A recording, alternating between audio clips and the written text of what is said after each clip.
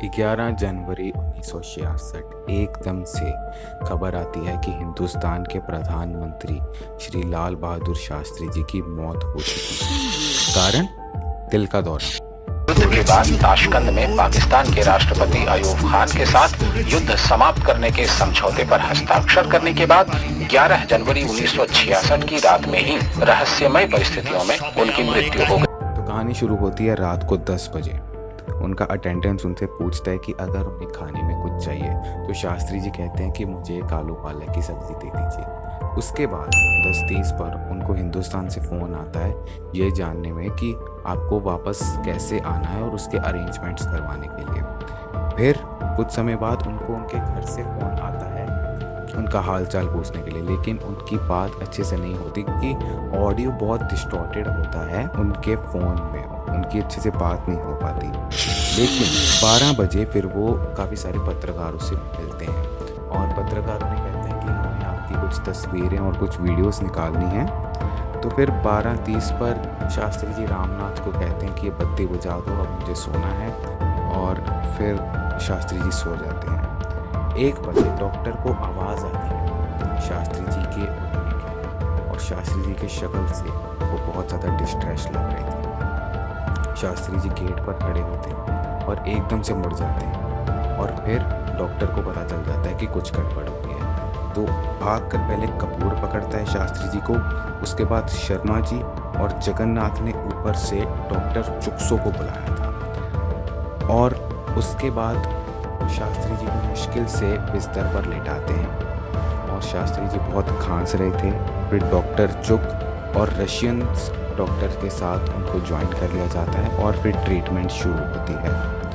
उन्होंने अपनी बेहतरीन कोशिश की, लेकिन 1:30 पर शास्त्री जी की मौत हो जाती है और उनकी डेथ को अनाउंस कर दिया जाता है पब्लिक के सामने। तो अब आपके मन में आ रहा होगा कि अगर ये सारी चीज़ें हुई हैं तो इसमें कॉन्स्पिरेसी और थ्योरी वाली क्या बात है, तो मैं आपको बताता हूँ। तो अटल बिहारी वाजपेयी जी ने पार्लियामेंट में डाउट रेज किए शास्त्री जी की मौत के बारे में। अटल जी ने कहा कि शास्त्री जी को 2 हार्ट अटैक आए थे, तो फिर उनके पास कोई फ़ोन क्यों नहीं था, कोई ऑक्सीजन सिलेंडर क्यों नहीं था उनके कमरे में जहाँ वो रुक रहे थे ताशकंद में। और जिस आदमी को दिल का दौरा पड़े वो 2 माइल नहीं तुर सकता, और शास्त्री जी दरवाजे तक गए थे। तो यहाँ पर एक डाउट रेज होता है लोगों का, और किसी ने अरेंजमेंट्स क्यों नहीं बनाई, और फिर दूध का गिलास किसने दिया शास्त्री जी को सोने से पहले। तो कहानी ये है कि शास्त्री जी जब गुजर रहे थे तो उनकी उंगली उस दूध के गिलास की ओर बार बार उसकी ओर इशारा कर रहे थे। क्योंकि पोस्टमार्टम किया जाता तो पता चल जाता उन्हें जहर दिया गया था। कैसे? उस दूध में, उस थर्मस में जिसकी तरफ शास्त्री जी बार बार इशारा कर रहे थे। तो अब सवाल यह पैदा होता है कि उस दिन उनका खाना कौन बनाया, उनको दूध कौन दिया, उनको वो थर्मस कौन दिया, वो व्यक्ति कौन था? जान मोहम्मद। जान मोहम्मद। और अटल जी ने पूछा कि वहाँ पर फ़ोन क्यों नहीं थे, तो फिर सरकार की तरफ से जवाब आता है कि 3 फ़ोन्स लगे हुए थे और एक में बज़र भी लगा हुआ था। तो बज़र होता है कि एक बार आप उसको बजाओ तो पूरी डॉक्टर्स की टीम आ जाती है। फिर यहाँ से एक डाउट कि शास्त्री जी ने उस बज़र को इस्तेमाल क्यों नहीं किया। अब ब्लिट्स नामक एक अखबार में एक लेटर छपता है जो लिखा गया है शास्त्री जी के द्वारा, और उसमें लिखते हैं किसी को कि मैं जा रहा हूँ वहाँ पीस डील करने। और फिर 1967 में एक आदमी होता है पिल्लू मोदी, और वो मेंबर ऑफ पार्लियामेंट होते हैं। तो इनका एक छपता था मार्च ऑफ द नेशंस, जो था पारसी भाषा में, पर्शियन में, और ये बहुत ही ज़्यादा ज्ञानी थे, ये यूएस से पढ़े हुए थे।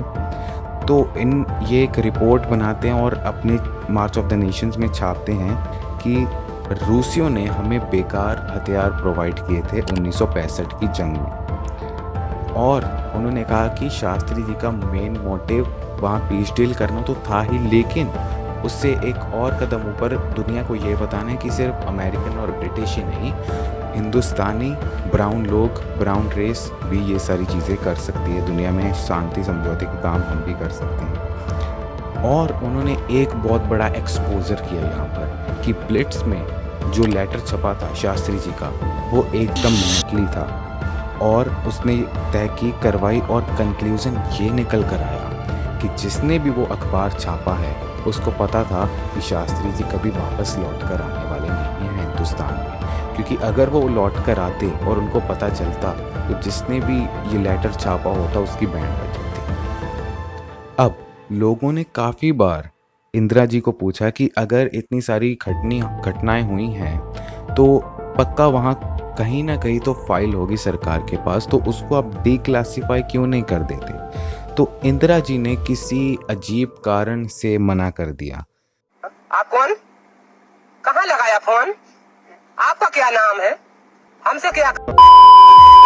1970 के बाद ये केस बंद हो गया और 1970 ही वो साल था जब बहुत बड़े लेवल पर इसकी बात हुई थी, क्योंकि वहाँ नेताजी की इंक्वायरी हुई थी और नेताजी की इंक्वायरी के पीछे एक कारण था, क्योंकि पहले गांधी जी का जब हत्या हुई थी तब जिसने भी उसको मारा था तो उसके बारे में एक बैठक बिठाई थी कि इसमें कोई कॉन्स्पिरेसी हो सकती है। तो लोगों ने प्रेशर बनाया कि अगर आप गांधी जी का कर सकते हो तो नेताजी के बारे में भी एक उनकी इंक्वायरी कराओ, उनकी मौत प्लेन क्रैश में हुई या क्या हुआ। और फिर इन्हीं लोगों ने सरकार को कहा कि अगर आप नेताजी की कर रहे हो इंक्वायरी तो आप शास्त्री जी की भी इंक्वायरी कर दो लगे हाथ। लेकिन यहाँ सरकार ने मना कर दिया शास्त्री जी की इंक्वायरी करने के बाद। अब कुछ समय बाद शास्त्री जी की पत्नी का इंटरव्यू आता है धर्म युग में। तो धर्म युग उस ज़माने का सबसे बेहतरीन चैनल था। तो उनकी पत्नी स्टेटमेंट देती है कि हमें पहले दिन से डाउट था, क्योंकि सबसे पहले हमें मिलने नहीं दिया गया। जब शास्त्री जी आए तो उनकी लाश आई, उनको मिलने नहीं दिया गया।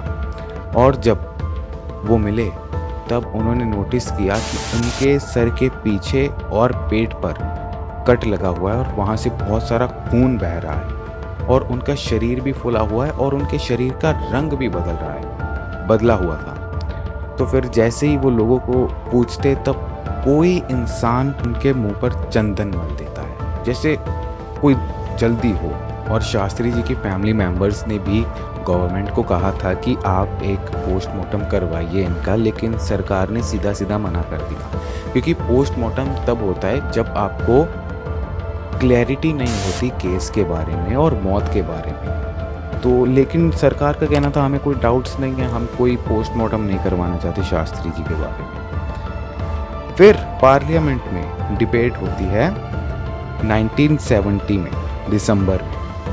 फिर सरकार उस ज़माने का अब तक का सबसे बड़ा जवाब देती है, 3-4 पन्ने का जवाब होता है। अब सरकार की थोड़ी थोड़ी पोल खुलनी शुरू हो जाती है।